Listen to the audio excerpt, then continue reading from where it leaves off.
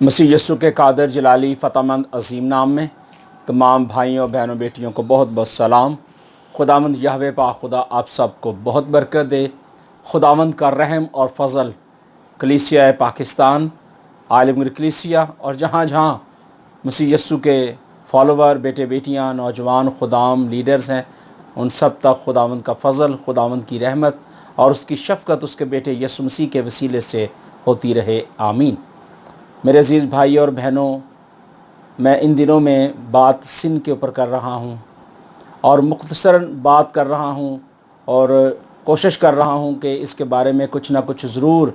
अपने बहन भाइयों दोस्तों साथियों तक शेयर करूँ, ताकि गुनाह जो है वो इंसान की ज़िंदगी से निकले, ताकि इंसान आज़ाद हो जाए। क्योंकि जब तक इंसान की ज़िंदगी से गुनाह जुदा नहीं होगा तो इंसान जो है वो कभी भी जो है आज़ाद नहीं हो सकता। क्योंकि गुनाह जो है इंसान को जकड़ लेता है और गुनाह इंसान को हिलने नहीं देता। जैसे आप देखें कि कोई गाड़ी जिसका टायर पंचर हो जाता है तो गाड़ी उधर एक जगह पर रुक जाती है, यानी बड़ी गाड़ियां हों तो वो मुंजमद हो जाती हैं, अपनी जगह से हिल नहीं सकती क्योंकि उनके ऊपर बहुत सारा लोड होता है। इसी तरह गुनाह जब इंसान की ज़िंदगी के अंदर आ जाता है तो इंसान ठहर जाता है, आगे चल नहीं पाता। और गुनाह जो है वह इंसान को दबाए रखता है, बोझ डालता है और इंसान जो है उस गुनाह की दलदल में फंसता चला जाता है, धंस जाता है, यहाँ तक कि इतना धंस जाता है कि उसके पास कोई वे नहीं होता, उसके पास कोई राह नहीं होती। लेकिन हम एक बात जानते हैं कि हमारा खुदा यस्सु मसीह राहक जो ज़िंदगी है हमें उस गुनाह से निकालने के लिए इस दुनिया में आया है। और गुनाह इंसान की ज़िंदगी से जब जुदा हो जाएगा तो इंसान बहाल होना शुरू हो जाएगा। और इंसान जो है जब तक खुद कोशिश नहीं करेगा,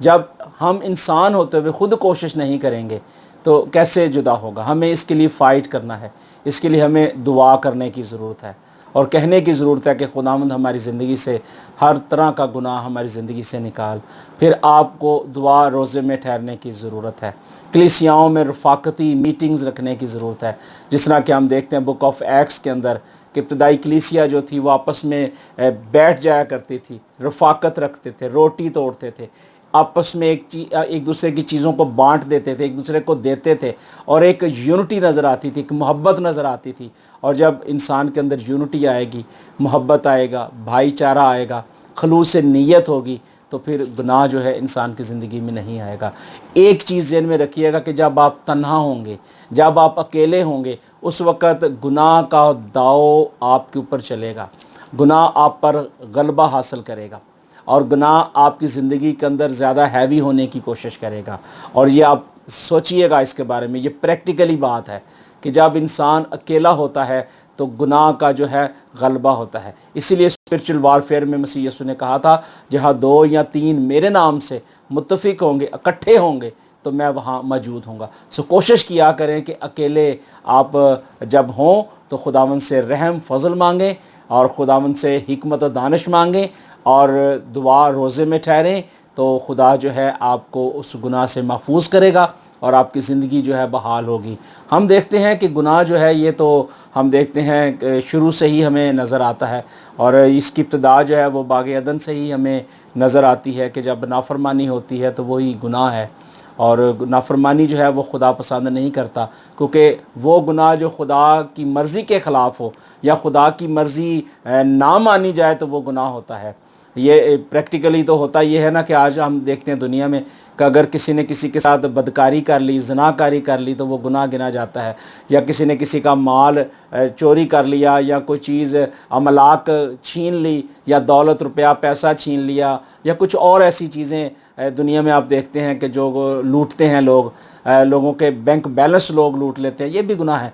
लेकिन मैं बात कर रहा हूँ कलाम की कि खुदावंद ने जिन बातों से मना किया है जब इंसान वो करता है तो वो गुनाह ठहराया जाता है, क्योंकि खुदा के कहे अल्फाज जो हैं वो उत्तम है, खुदावंद बड़ा है और खुदावंद की मर्ज़ी को बजा लाना इंसान के लिए ज़रूरी है। लेकिन इंसान क्या हो गया, गुनाह का ग़ुलाम हो गया। लेकिन खुदा ने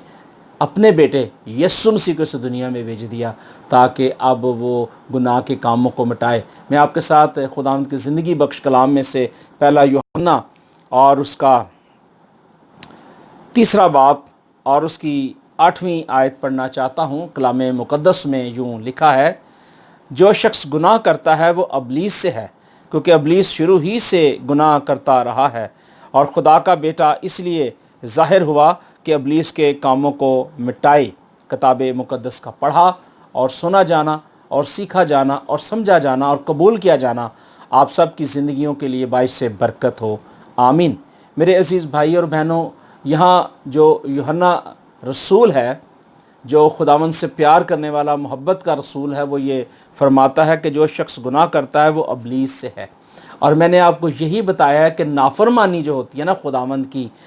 وہ خداوند کو پسند نہیں ہے۔ اور نافرمانی کس نے کی؟ سب سے پہلے آسمان پر فرشتے نے، جو خداوند کا پیارا فرشتہ تھا، لوسیفر نے نافرمانی کی اور وہ آسمان سے گرا دیا گیا، نافرمانی کی گئی۔ آج بہت سارے فرشتے اور فرشتیاں پاکستان کے اندر، کیا پوری دنیا کے اندر ہیں، جو بہت سارے لوگوں کے ساتھ غلط قسم کے رویے رکھ رہے ہیں، بہت سارے غلط کام کر رہے ہیں، بہت ساری بدعات پھیلا رہے ہیں، بہت سارے مسیح یسوع کے خلاف کفر بک رہے ہیں، ناحق باتیں کر رہے ہیں۔ بہت سارے ایسے فرشتے اور فرشتیاں موجود ہیں، چاہے وہ غیر قوم سے ہوں یا اپنی ہی قوم سے ہوں۔ بہت سارے لوگ اٹھ کھڑے ہوئے ہیں جو مسیح یسوع کی شان اقدس کے خلاف بولتے ہیں، لیکن ہمیں ایسے لوگوں کے ساتھ تعلق رکھنے کی ضرورت نہیں ہے، بلکہ ان کے لیے دعا کرنے کی ضرورت ہے، تاکہ خدا جو ہے ان لوگوں کو ہدایت دے، تاکہ وہ خداوند یسوع مسیح کی مرضی پر چلیں۔ اب یہ ہے کہ جو یوحنا نے کہا کہ جو شخص گناہ کرتا ہے وہ ابلیس سے، کیونکہ ابلیس شروع ہی سے گناہ کرتا رہا ہے۔ خدا کا بیٹا اس لیے ظاہر ہوا کہ ابلیس کے کاموں کو مٹائے۔ خداوند نے پہلے سے انتظام کیا تھا تاکہ انسان جو ہے جیتا رہے، اور اگر اس کی زندگی کے اندر بدی یا گناہ آ جائے تو خدا نے اپنے بیٹے کو اس دنیا میں بھیج دیا تھا تاکہ جو کہ اب اس پر ایمان لائے ہلاک نہ ہو بلکہ ہمیشہ کی زندگی پائے، کیونکہ گناہ کی مزدوری جو ہے وہ موت ہے، لیکن مسیح یسوع میں ہمیشہ کی زندگی وہ ہے جو خدا یسوع مسیح کو قبول کرتا ہے۔ لیکن ایک چیز میں بتاؤں گا کہ گناہ معاف کرنے کا جو اختیار ہے نا، وہ ہمارے خداوند یسوع مسیح کے پاس ہے۔ دنیا میں بہت سارے معبود اپنے اندر ہیں، اور اپنے اندر وہ کہتے ہیں کہ میں بہت کچھ کر سکتا ہوں۔ بہت سارے ایسے جھوٹے معبود ہیں دنیا کے اندر، بہت سارے پیگنز گاڈ ہیں اور دیوتیاں ہیں، بہت سارے ایسے ہیں کہ جو اپنے اندر وہ کہتے ہیں جی ہمارے اندر بڑی قوت ہے، لیکن وہ زیرو ہیں، کیونکہ ان کے پاس یہ اتھارٹی نہیں ہے۔ اتھارٹی خدا کے بیٹے یسوع مسیح کے پاس ہے، جس نے کہا تھا کہ گناہ معاف کرنے کا اختیار میرے پاس ہے۔ اگر انسان گناہ کرتا ہے تو صرف اور صرف خداوند کے پاس یہ اتھارٹی ہے کہ خدا ہی لوگوں کے گناہ معاف کر سکتا ہے۔ اور اسی طرح ہم عہد عتیق کے اندر بھی اگر ہم دیکھیں تو عہد عتیق کے اندر بھی ہمیں ایسے ہی گناہ ملتے ہیں جو مختلف ادوار میں ہوئے ہیں، اور ہم جب دیکھتے ہیں تو ہمیں بھی آج سیکھنے کے لیے ہمارے لیے یہ گاڈ پرنسپلز ہیں، اصولز ہیں، کہ ہم بھی جب خدا کے کلام کو دیکھیں تو ہم بھی خدا کے کلام کو سیکھیں اور اپنے بیٹوں کو، بیٹیوں کو، نوجوانوں کو، خدام کو، کلیسیاؤں کو ضرور ایک دوسرے کو بتائیں، شیئر کریں کہ خدا نے ہمیں گناہ سے دور رہنے کے لیے کہا ہے اور ہمیں ایسا ہی کرنے کی ضرورت ہے۔ پہلا سیموئیل اس کا اگر آپ دیکھتے ہیں 2 باب اس کی 22 سے 26 آیت میں لکھا ہے، اور ایلی بہت بوڑھا ہو گیا اور اس نے سب کچھ سنا کہ اس کے بیٹے سارے اسرائیل سے کیا کیا کرتے ہیں، اور ان عورتوں سے جو خیمہ اجتماع کے دروازے پر خدمت کرتی تھیں ہم ہوشی کرتے ہیں، اور اس نے ان سے کہا کہ تم ایسا کیوں کرتے ہو، کیونکہ میں تمہاری بدیاں تمام قوم سے سنتا ہوں، اور نہیں میرے بیٹو یہ اچھی بات نہیں جو میں سنتا ہوں، تم خداوند کے لوگوں سے نافرمانی کرتے ہو۔ اگر ایک آدمی دوسرے کا گناہ کرے تو خدا اس کا انصاف کرے گا، لیکن اگر آدمی خدا کا گناہ کرے تو اس کی شفاعت کون کرے گا؟ اب یہاں دیکھیں ایلی اور اس کے بیٹے جو ہیں وہ کیا کرتے ہیں، انہوں نے بھی گناہ کیا، بدی کی، اور خداوند کے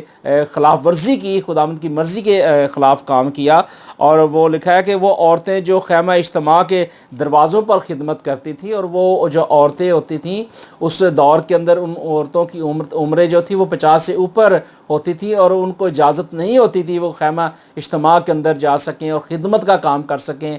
صرف یہ ہے کہ وہ باہر کے کام کاج جو تھے وہ کرتی تھیں، اور لکھا ہے کہ وہ جو عورتیں عورتیں تھیں وہ خدمت گزاری کا کام کرتی تھیں، دروازوں پر بیٹھی رہتی تھیں، اور وہاں دیکھا کہ ہم نے ایلی کے جو بیٹے تھے انہوں نے کیا کیا کہ ان کے ساتھ جو ہے بدفعلی کی، ان کے ساتھ گناہ کیا۔ اور کلام میں لکھا ہے کہ جب اس نے سنا، ایلی نے سنا کہ وہ بہت بوڑھا ہو گیا ہے، تو اس نے جب سنا تو اس نے کہا کہ یہ اچھی بات نہیں ہے، اور اس نے کہا کہ اگر ایک آدمی دوسرے کا گناہ کرے تو خدا اس کا انصاف کرتا ہے، کہ اگر ایک انسان دوسرے کا گناہ کر لیتا ہے تو خدا اس کا انصاف کر دیتا ہے۔ یعنی اگر کوئی ایک شخص کا اگر کوئی گناہ کرتا ہے تو اگر کوئی دوسرا آدمی اسے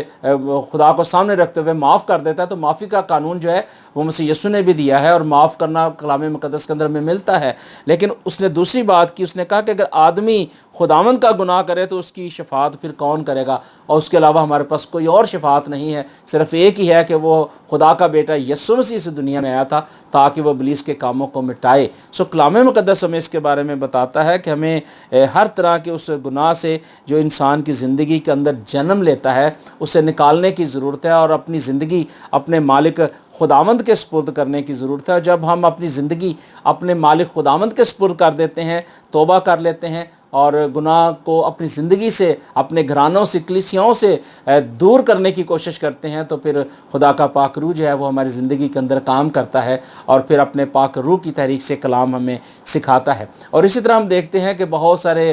نبی اس دنیا کے اندر آئے ہیں جن سے خدا پیار کرتا تھا، جن میں ایک بہت بڑا نبی بزرگ داؤد تھا جس سے خدا بہت پیار کرتا تھا، اور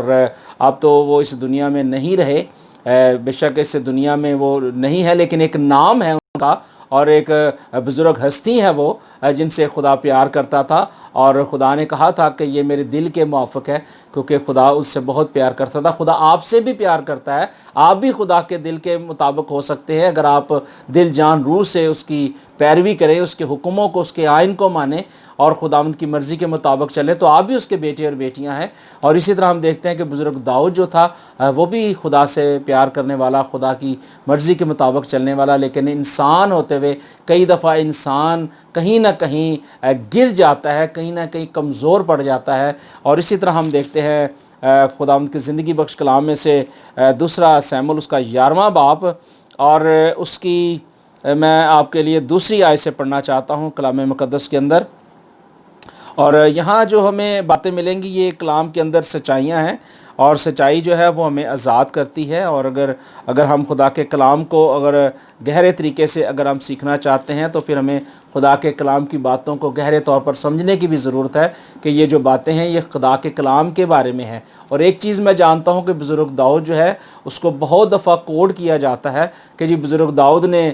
گناہ کر لیا یا اس نے شادیاں کر لیں، تو آج ہمارے لیے بھی یہ قانون ہو گیا کہ ہم بھی جو ہے شادیاں کر لیں اور ناہموار جوے میں جت جائیں، یا ہم بھی گناہ کریں۔ کبھی ایسا ہوتا ہے کہ انسان کی زندگی کے اندر کہیں نہ کہیں ایرر آ جاتا ہے، لیکن خدا بخشنے والا ہے۔ میں پہلے بتا چکا ہوں کہ خدا بخشنے والا ہے، ہم ججمنٹ کرنے والے نہیں ہیں، ہمارا کوئی اختیار نہیں کہ ہم کسی کی ججمنٹ کریں، ججمنٹ صرف اور صرف خداوند کے پاس ہے۔ کلام مقدس میں سے میں پڑھتا ہوں، لکھا کہ شام کے وقت داؤد اپنے پلنگ پر سے اٹھ کر بادشاہی محل کی چھت پر ٹہلنے لگا، اور چھت پر سے اس نے ایک عورت کو دیکھا جو نہا رہی تھی، اور وہ عورت نہایت ہی خوبصورت تھی۔ تب داؤد نے لوگ بھیج کر اس عورت کے بارے میں دریافت کیا، معلوم کیا کہ یہ عورت کون سی ہے، کیونکہ وہ بہت زیادہ خوبصورت تھی۔ اور اس دور کے اندر ہم دیکھتے ہیں کہ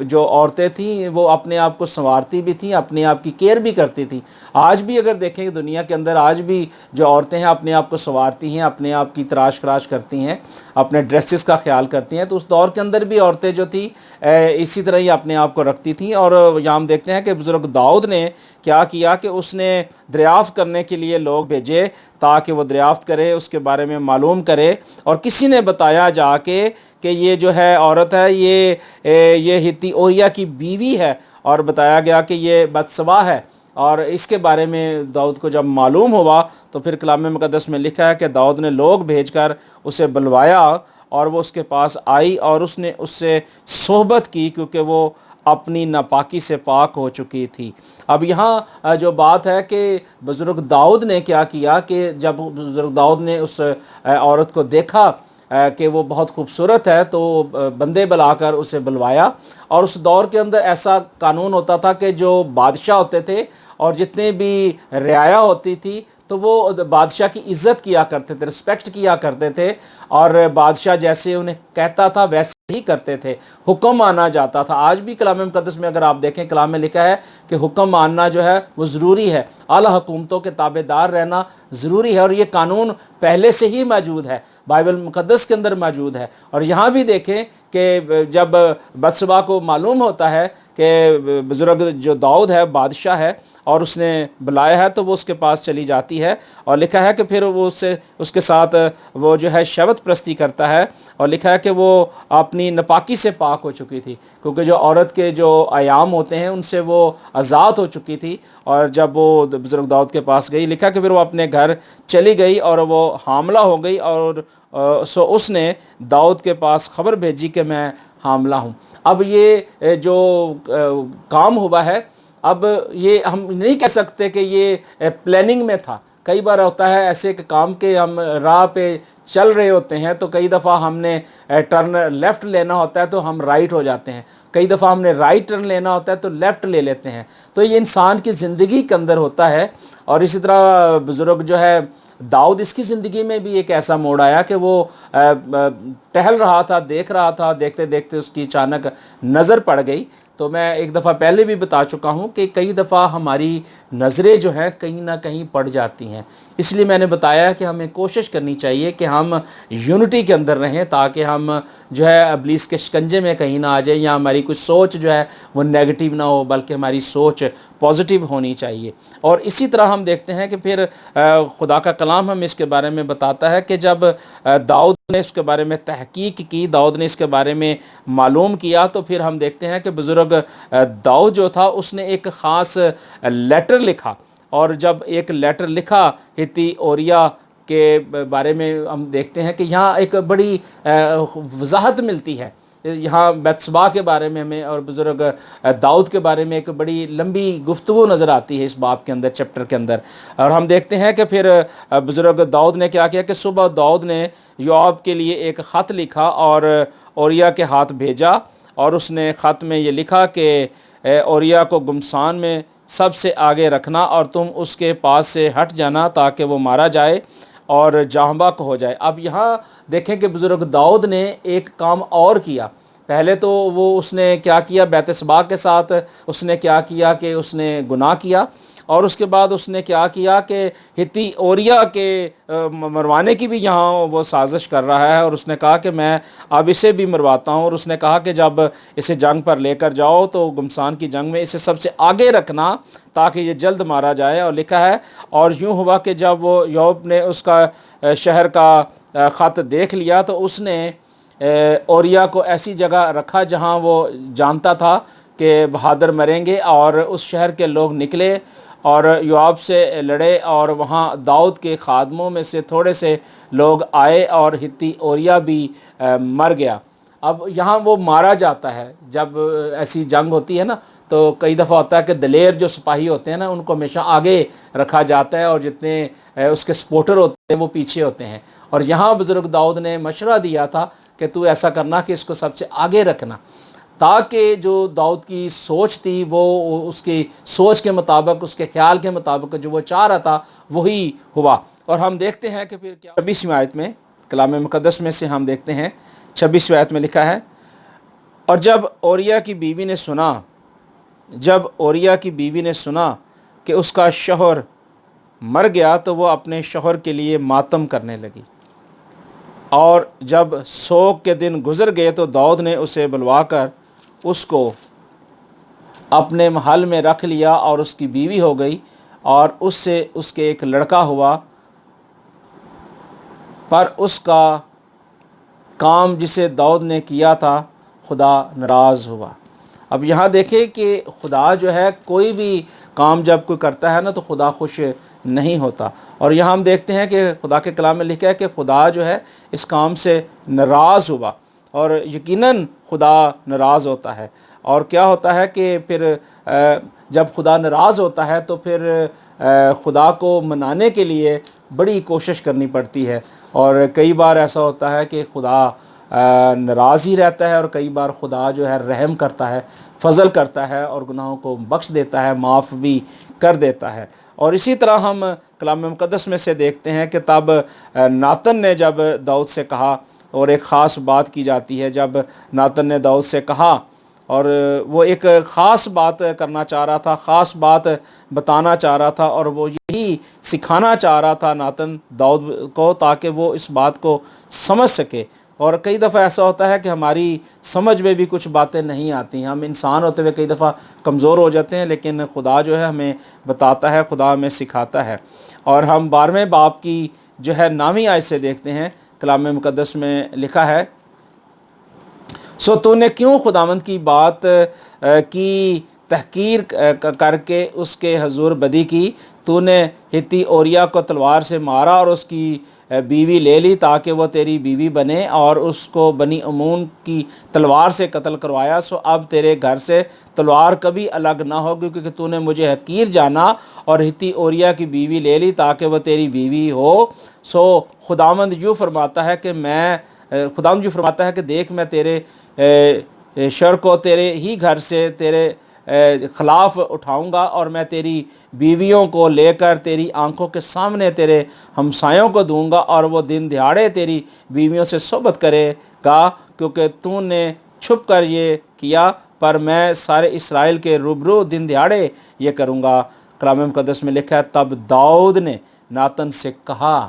تب بزرگ داؤد نے ناتن نبی سے کہا کہ میں نے خداوند کا گناہ کیا ہے۔ وہ اس بات کو مان گیا، اس بات کو سمجھ گیا بزرگ داؤد کہ ہاں میں نے گناہ کیا ہے۔ اور میں ایک بات یہ کہنا چاہتا ہوں کہ کوئی بھی بھائی بہن یا بیٹا یا بیٹی جب گناہ کرتا ہے اور گناہ کرنے کے بعد اس کا اقرار کر لیتا ہے کہ ہاں خداوند میرے سے یہ گناہ سرزد ہو گیا ہے، اے خدا تم معاف کرنے والا ہے، تو خدا یقیناً معاف کر دیتا ہے۔ اور خدا کے کلام میں لکھا ہے کہ ناتن نے داؤد سے کہا، خداوند نے بھی تیرا گناہ بخشا، تو مرے گا نہیں، تو بھی چونکہ تو نے اس کام سے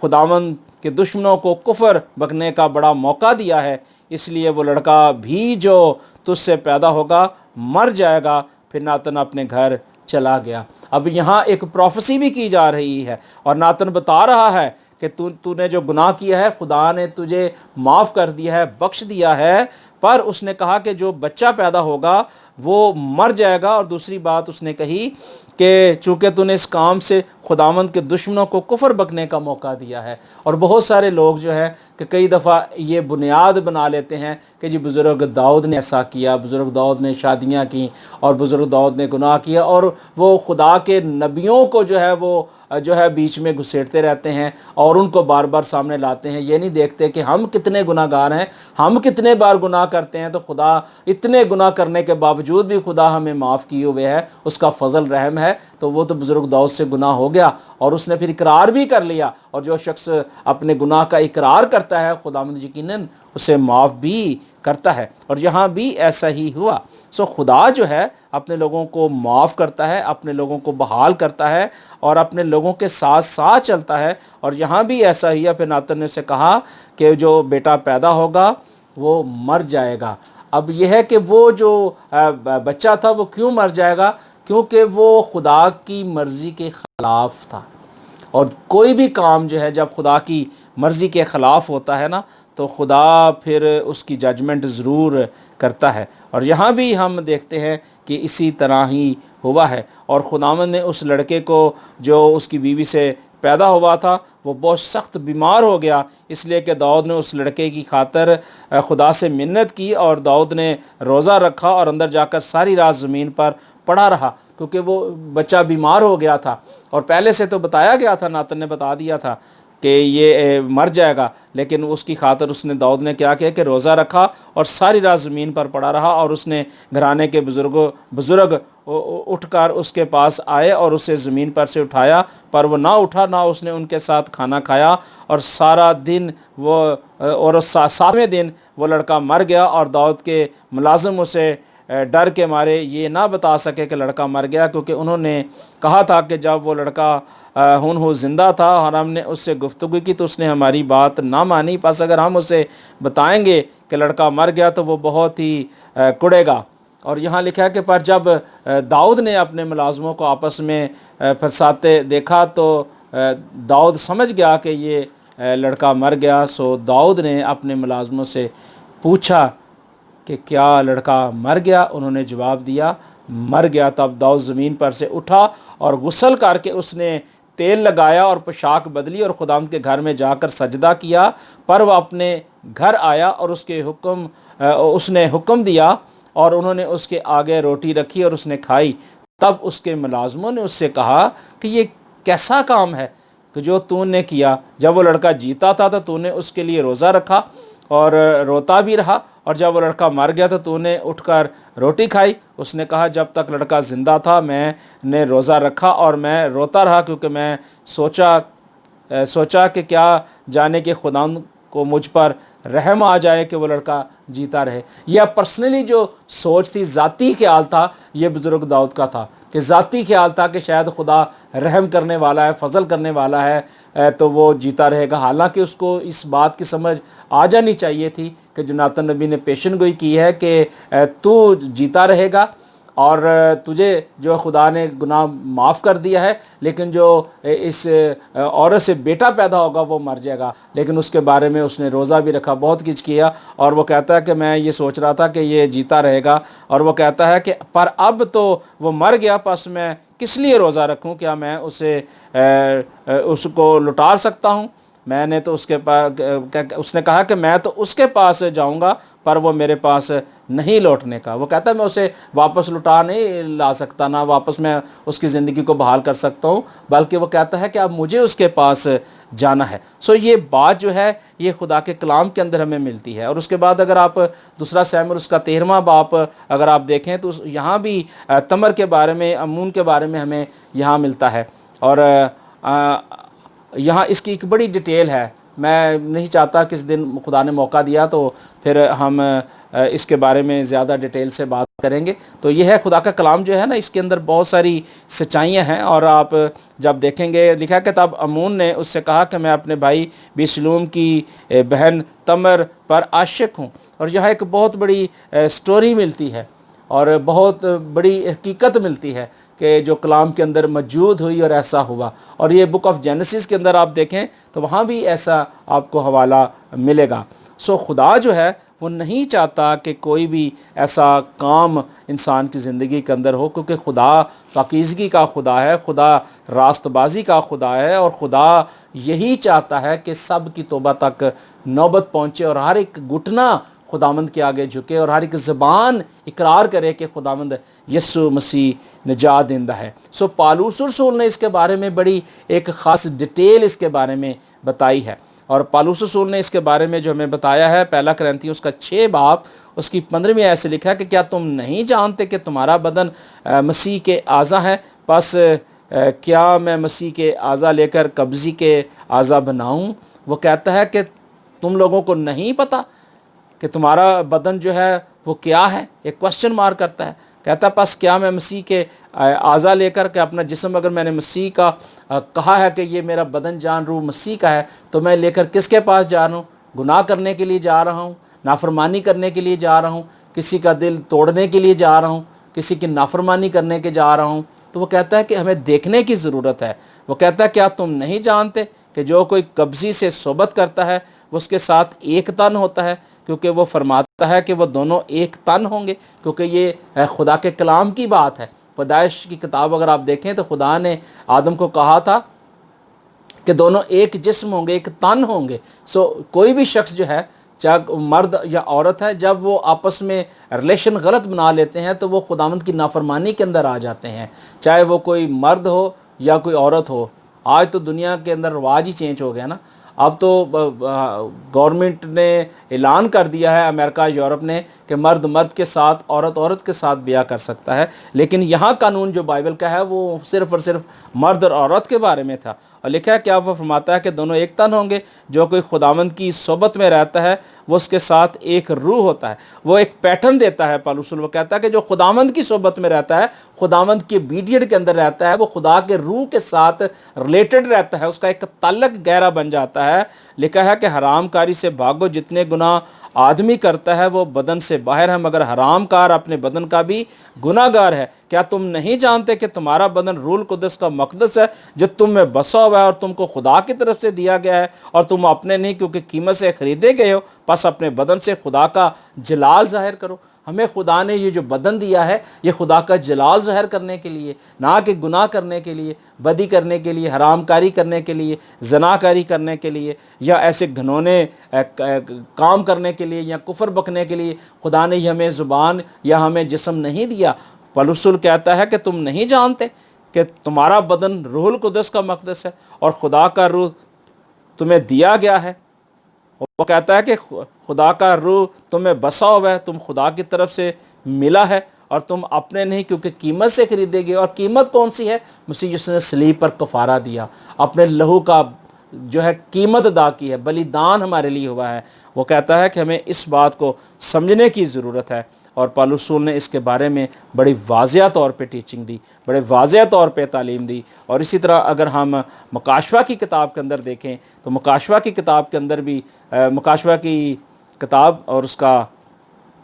16واں باب اور اس کی 15ویں آیت میں لکھا ہے کہ دیکھو میں چور کی طرح آتا ہوں، مبارک ہے وہ جو جاگتا ہے اور اپنی پوشاک کی حفاظت کرتا ہے تاکہ ننگا پھرے اور لوگ اس کی برہنگی نہ دیکھیں۔ اب وہ کلام مقدس جو ہے وہ یہی کہتا ہے کہ خداوند کے دن کے بارے میں ہم نہیں جانتے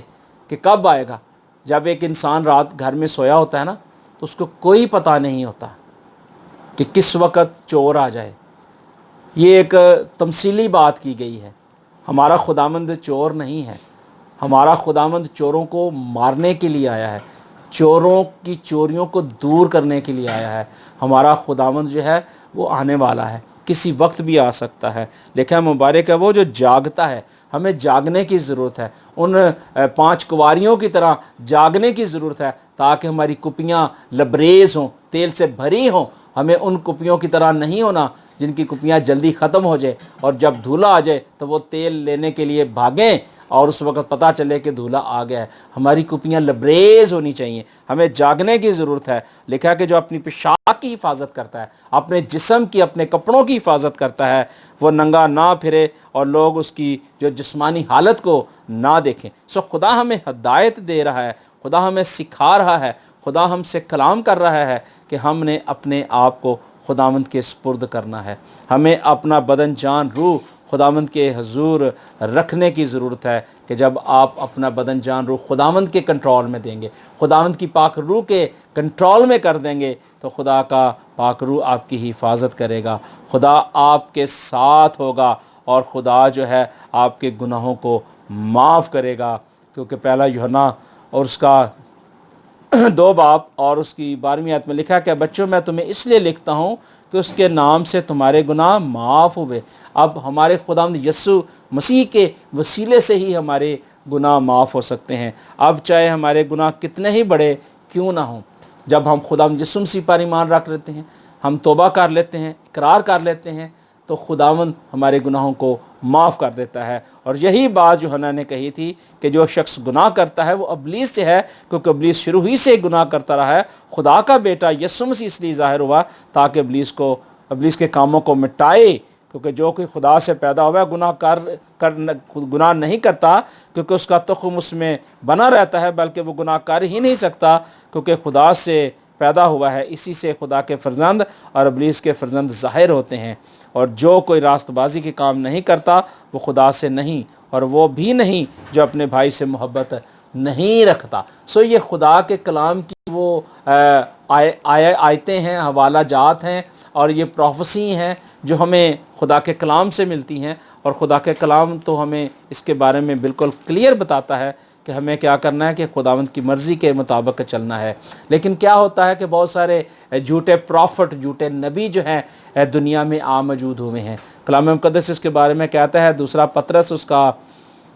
اس کی پہلی آیت سے میں لکھتا ہوں کہ جس طرح اس امت میں جھوٹے نبی تھے، اسی طرح تم بھی جھوٹے استادوں کے جو پوشیدہ طور پر ہلاک کرنے والی بدعتیں نکالیں گے اور اس مالک کا انکار کریں گے جس نے انہیں مول لیا تھا، اور اپنے آپ کو جلد ہلاکت میں ڈالیں گے اور بتیرے ان کی شہوت پرستی کی پیروی کریں گے۔ اب بہت سارے ایسے جھوٹے لوگ ہیں، میں نے بتایا کہ یورپ امریکہ کے اندر قانون پاس ہوئے ہیں کہ جو لوگ جو ہے شہوت پرستی کی پیروی کرتے ہیں اور جن کے سبب سے وہ راہ کی بدنامی ہو رہی ہے، وہ کہتے ہیں کہ وہ لالچ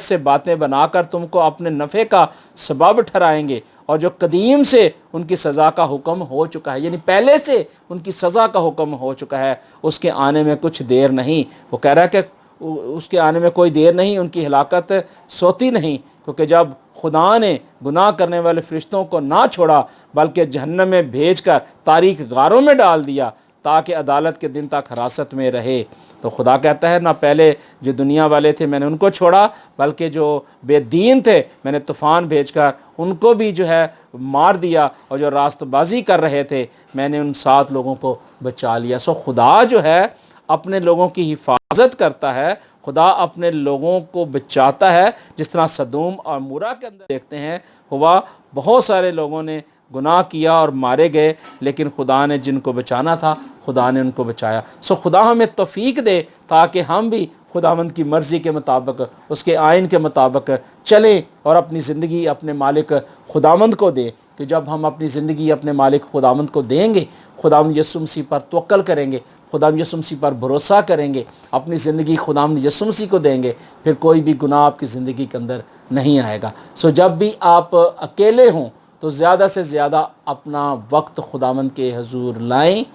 اور خداوند سے رحم کی اپیل مانگیں، کیونکہ گناہ کبھی بھی کسی وقت بھی انسان کی زندگی کے اندر آ جاتا ہے، لیکن جب آپ خداوند کے کوننٹ میں آ جائیں گے، خداوند یسوع مسیح کے لہو کے کفارے میں آ جائیں گے، اپنا بدن جان روح پاک روح کے کنٹرول میں دے دیں گے اور اپنی زندگی اپنے مالک خداوند کو دے دیں گے، تو پھر آپ کو کوئی ڈرنے کی ضرورت نہیں ہے۔ پھر آپ جہاں کہیں بھی جائیں آپ یسوع مسیح کے لہو میں چھپے رہیں گے، اور خداوند یسوع مسیح کی قوت آپ کو طاقت دے گی اور آپ پاک روح کی تحریک سے جو ہے محفوظ رہیں گے۔ خدا ہمیں توفیق دے تاکہ ہم